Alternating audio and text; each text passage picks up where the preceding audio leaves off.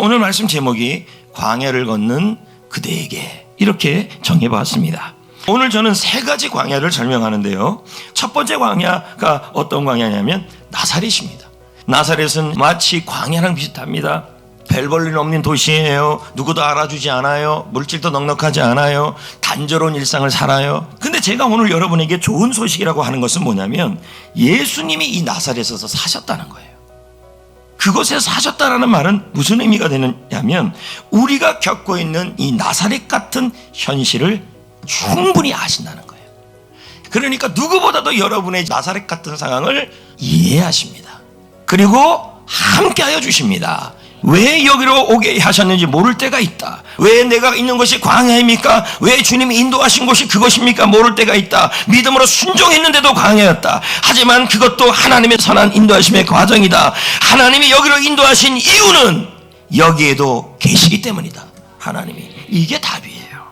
두 번째 광야는 진짜 유대 광야예요. 성령님이 예수님을 광야로 이끌고 가셨는데 그곳이 뭐가 있냐 봤더니 마귀가 있는 거예요. 여러분 화가 안 나요? 오늘 여러분들 중에 그럴 수 있습니다. 내가 성전교회 등록하고 믿음 생활을 시작했어요. 그리고 새가족 공부를 하고 학신반을 하고 제자훈련도 했어요. 셀모임도 갔어요. 그러면 그 자리가, 그곳이 뭐가 돼야 되냐면 시온의 대로가 돼야 되는데 가봤더니 광야예요. 이럴 때 우리가 무슨 마음이 드냐면 딱 시험 들기가 좋아요. 근데 여기서 중요한 단어가 하나 나와요. 이끌다라는 단어예요. 그럼 이끌다는 의미가 뭘까요? 출범하다, 출항하다, 이런 뜻이에요. 그럼 뭡니까? 성령께서 예수님을 광야로 이끈 것은 절망이 아니라, 시험만이 아니라 그 장소를 통하여 새롭게 출발하고 출항하기 위한 장소가 되게 하신다는 의미예요. 혹시 여러분 직장 생활을 시작하고 사업장을 시작하고 교회 생활을 시작하는데 자꾸만 마귀 시험이 있고, 그리고 외롭고 힘들고 무겁다 할지라도 이것은 성령이 나를 이끌었다고 믿으셔야 합니다. 그래서 그 장소는 절망이 아니라 시험이 아니라 우리 주님이 승리를 주기 위한 출항의 장소예요. 아멘. 세 번째 예수님의 광야가 어디라 그랬냐면, 여러분 제가 말씀드렸습니다. 십자가다. 자, 그러면 그 모습을 볼까요? 이사야 53장 7절. 그가 곤욕을 당하여 괴로울 때에도 그의 입을 열지 아니하였으며 마치 도수장으로 끌려가는 어린 양과 털 깎는 자 앞에서 잠잠한 양같이 그의 입을 열지 아니하였도다. 이 모습 자체가 혼자예요. 그렇죠? 끌려가고 있죠? 외롭지요? 입 열지 않았지요? 그럼 예수님은 뭐 하고 있는 거예요? 십자가에 있는 예수님은 십자가의 광야 가운데 있는 거죠. 외롭다, 고통스럽다, 버림받다. 왜 예수님이 이런 일을 당하십니까? 저와 여러분의 죄의 벌을 해결하기 위해서요. 그 형벌이 뭡니까? 지옥이라는 거예요.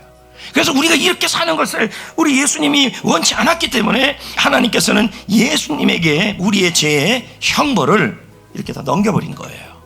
그래서 누가 진 거예요, 이걸요? 예수님이 형벌을 진 거죠. 어디서? 십자가에서. 그래서 예수님이 이 형벌을 지면서 외로웠고 위험했고 버림받은 거예요. 사실 우리가 버림받아야 되는데. 할렐루야.